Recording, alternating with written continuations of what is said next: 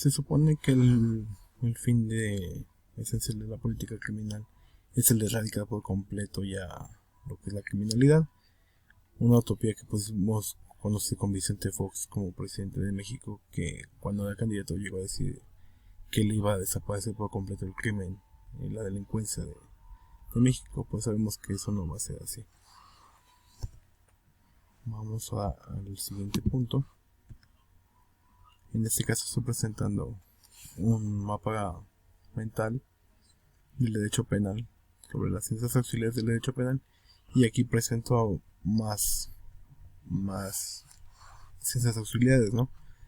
Realmente, aunque de acuerdo a las indicaciones solamente se presentan esas tres. Aquí tenemos medicina legal, psicología judicial, psicología criminal, biología criminal, estadística criminal, criminalística, sociología criminal y antropología criminal. Porque ya mencionamos tres realmente de las anteriores. Las fuentes del derecho penal. Aquí las vamos a presentar como los fundamentos, las bases de las que surge el derecho penal, ¿no? Y que la misma ley es la que es la fuente principal dentro de todo esto. Mismas leyes que se originan dentro del poder legislativo, en este caso de México, y el proceso que se lleva a cabo para la creación de las mismas, los proyectos bajo los que se van a crear, y pues vamos a conocer algunas de estas fuentes. Las fuentes de derecho penal tenemos como fuente directa pues la ley, ¿no? Como tal. La fuente indirecta pues se podría decir que es de producción, que es la que se encarga de crear el poder legislativo, y obviamente el poder ejecutivo se encarga de darle a conocer, ¿no? La de conocimiento pues vamos a manejar lo que es la costumbre, la equidad, la jurisprudencia, los principios generales. Aquí nuevamente hago un mapa mental con las fuentes propias. Aquí estoy contemplando lo que son las fuentes reales, las fuentes relacionales, fuentes de conocimiento, las fuentes inmediatas, fuentes de producción, fuentes formales y fuentes históricas. La ley como fuente única, y volvemos a este aspecto de lo que son las leyes, ¿no? Las leyes orgánicas, leyes especiales, leyes ordinarias, decretos y leyes que pueden ser leyes o tratados internacionales. Y en esa parte aparece lo que es la ley orgánica, ley especial y ley ordinaria. La ratificación de tratados o acuerdos internacionales. Recordemos que la ignorancia de la ley pues no exime a nadie de la responsabilidad, ¿no?, que llegase a tener. El derecho castigado del Estado pues es la fuente única del derecho represivo y la verdadera garantía del delincuente, quien no se haya sancionado en este caso por actos que la ley realmente no exprese como delitos. La tipicidad penal. Bueno, en este punto es la forma en que las conductas delictivas son consideradas como tal. Bueno, las conductas antisociales y de carácter delictivo son consideradas como tal, y la pena que se le atribuye realmente, ¿no? Se tiene que adecuar realmente al, a la cuestión de la figura del delincuente, ¿no? O sea, pues si se va a hacer se va a tipificar un delito, vamos a ponerle el caso del robo, pues qué características debe cumplir, pues prácticamente hacerse de cosas que no son suyas, ¿no? A veces usando la violencia, y obviamente si nada más fue algo que digamos se encontró, pues no se puede acusar como tal, porque pues no hay nadie que responda por esa pérdida, ¿no? Que sea un ejemplo básico realmente de esto. Las fuentes penales en el derecho positivo mexicano. Volvemos a lo que habíamos visto en el código sinóptico, con lo que es la costumbre, que no tiene realmente un valor como fuente, más que nada es como auxiliar para la interpretación de las leyes, y es cada de ley cuando quien la practica esta ley la reconoce como algo obligatorio, ¿no? Por lo general se implementa en los pueblos esto, donde predomina mucho los usos y costumbres de las comunidades. En la equidad, pues, se define como la correspondencia perfecta ética y jurídicamente entre la norma y las circunstancias del caso al que se aplica. En la jurisprudencia vamos a ver lo que es la fuente indirecta, a razón de que permite conocer los aciertos y los errores del ordenamiento positivo para promover su reforma o alguna solución auxiliar a la interpretación de la ley. Pasamos a la unidad 3, el delito y la aplicación de la ley penal. En ese aspecto, algún concepto de lo que es la conducta, del delito, perdón, que es una conducta, ya son acto u omisión que sanciona las leyes punitivas. Son delitos aquellas conductas que se encuentran tipificadas como tal en las leyes penales. Bueno, en el delito pues lo tenemos como la conducta antijurídica típica, punible y culpable. En este mapa conceptual pues estoy exponiendo este punto. Es antijurídica, es típica, punible y es culpable, ¿no? Realmente. La aplicación de la ley penal. Recordemos que la ley tiene un ámbito temporal, o sea, se basa de un tiempo, ¿no? Hasta que se reforma, se deroga o se da a conocer esa ley. El ámbito espacial, ¿no? Que refiere al aspecto de que solamente en una determinada demarcación, perdón, se aplica esa ley, ¿no? Digamos, el Código Penal del Estado de México solamente va a aplicar en el Estado de México, a menos que el delito se haya cometido en el Estado de México y el delincuente haya huido a algún otro estado, pues ahí sí también tiene aplicación la ley, ¿no? La validez temporal obviamente se refiere a lo que mencionaba, pero también a la parte en que la ley penal mantiene vigente en el momento de que se realiza el delito.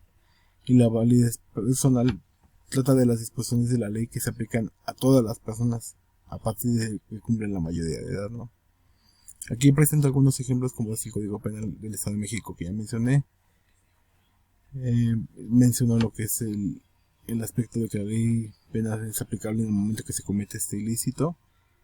Y el Código Penal del Estado de México, a nacionales o extranjeros que hayan cumplido a 18 años de edad se les considera como parte de este marco, ¿no? Que maneja este Código Penal.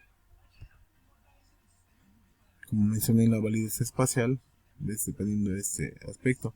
A nivel federal tenemos Código Penal Federal, a nivel estatal, por así decirlo. En este ejemplo, pues el Código Penal del Distrito Federal, y en los municipios o alcaldías no existe como tal, porque la potestad punitiva pues la tiene en este caso el jefe de gobierno o el gobernador en su defecto. La validez temporal, como ya lo mencionamos antes, pues, se refiere al tiempo en que se aplica esa ley, al momento que también se comete el delito, ¿no? Y la validez personal, que pues en este caso sea que se contempla a las personas mayores de edad para entrar en ese Código Penal. Las leyes especiales son el conjunto de normas no establecidas de carácter jurídico dentro del Código Penal que sirven para regular conductas y también se encarga de tipificar delitos de acuerdo a su naturaleza jurídica, ¿no? Tenemos algunos ejemplos como lo sería la ley agraria, la ley de aguas nacionales y la ley de amparo. En el concurso de normas se da cuando una conducta realmente constituye un delito que es castigable, que es punible dentro de 2 o más códigos penales. Y cuando estas conductas, pues, de estas conductas se cometen varios delitos, ¿no? Realmente podríamos poner un ejemplo como lo sería de que alguien mata a un sujeto y ese proyectil a la vez hiere a alguien más. O sea, si nada más se da la intención de matar, pues terminó también lastimando a alguien más. La diferencia entre código y ley especial. La ley especial se trata de delitos que no están establecidos o regulados por el Código Penal Federal o cualquier código estatal, ¿no? Realmente. Se refiere más que nada a delitos de carácter como fiscal, electoral, ambientales, contra la salud, lo que realmente se maneja últimamente pues de la delincuencia organizada, ¿no? El código es la ordenación sistemática de los preceptos relativos a una determinada rama del derecho, que por lo general se elabora por el Poder Legislativo y pues se pueden de algunas de sus características son que puede ser de derecho subjetivo o objetivo, ¿no? Su función también es la de mantener el orden y la permanencia, ¿no? Y es un código sistemático. Tenemos como ejemplos, pues realmente el Código Penal Federal, el Código del Estado Penal del Estado de México y el Código Nacional de Procedimientos Penales. Delimitación del concurso de normas. Aquí tenemos 4 principios, que es el principio de especialidad, cuando los preceptos de la ley, pues, añaden los requisitos que no se ven en la ley general, pues, se aplica la ley especial, ¿no? El principio de consunción, pues aquí es como cuando un hecho es previsto por una norma y realmente es comprendido por una norma que tiene mayor alcance, pues la segunda es la que realmente absorbe a la primera, porque también se le conoce como principio de absorción. En el principio de alternatividad se trata cuando una misma conducta es tipificada en más de un código penal y pues el conflicto se resuelve mediante el criterio del código que imponga mayor castigo, ¿no? En el principio de subsidiariedad, aquí cuando una ley o disposición tiene carácter subsidiario con respecto a otra, la aplicación de la segunda va a dejar fuera la primera, realmente. Delito y responsabilidad. Aquí el delito, volvemos al tema de la conducta, que pues se considera como acto o omisión que va contra las leyes, ¿no? En palabras básicas. Y pues bueno, porque vulneran la sociedad más que nada y los bienes jurídicos. Por eso se impone una sanción. En la responsabilidad existen 3 tipos, que es la responsabilidad civil, la responsabilidad administrativa y la responsabilidad penal. Y vamos a ver también que la responsabilidad hace al deber de responder y de cumplir la sanción dependiendo del caso o de indemnizar de algún daño, ¿no? Cualquier acto ilícito pues genera una responsabilidad, ¿no? Realmente. Misma responsabilidad que va a estar aplicada, va a estar sujeta, perdón, a la imputabilidad, inimputabilidad, culpabilidad y participación del individuo en la realización de un delito. Como mencionamos aquí, pues es el hecho de indemnizarnos realmente este aspecto. Tenemos aquí un cuadro en el que estamos presentando las características, la definición y algunos ejemplos del delito y de la responsabilidad, de la imputabilidad y la inimputabilidad, de la culpabilidad y la participación. Y aquí entramos en lo que es la unidad 4, la teoría de la pena. La noción de la pena, pues se tiene, ¿no? Como el castigo que es impuesto legalmente por el Estado para el delincuente que cometió un acto antijurídico, ¿no? Con el fin de conservar el orden público. El maestro Carranca Rojillo, pues, llama al estudio de la pena como la penología, ¿no? El tratado de las penas. Y obviamente constituye toda la variedad de las penas y las medidas de seguridad que pues, de esa sale, ¿no? Se desprende de la ciencia penitenciaria, de la penología se desprende de la ciencia penitenciaria, la cual estudia obviamente la pena como tal en la prisión y cómo repercute en los delincuentes, ¿no? Aquí existen, al igual que lo que vimos en las escuelas clásicas, doctrinas, ¿no? Que justifican la aplicación de la pena, como sean las de teorías absolutas, en la cual la pena se tiene que aplicar por exigencia de justicia absoluta, las teorías relativas en la que la pena es un medio necesario para asegurar la vida y la sociedad, y las de teorías mixtas, que se podría decir que es la fusión de las dos anteriores. Los fines y características de la pena. De acuerdo con Cuello Calón, los fines de la pena pues serían crear motivos que le aparten del delito, ¿no? Reformarlo para que ya se pueda adaptar de nuevo a la vida social. Ya cuando se trata de personas inadaptables se propone su eliminación.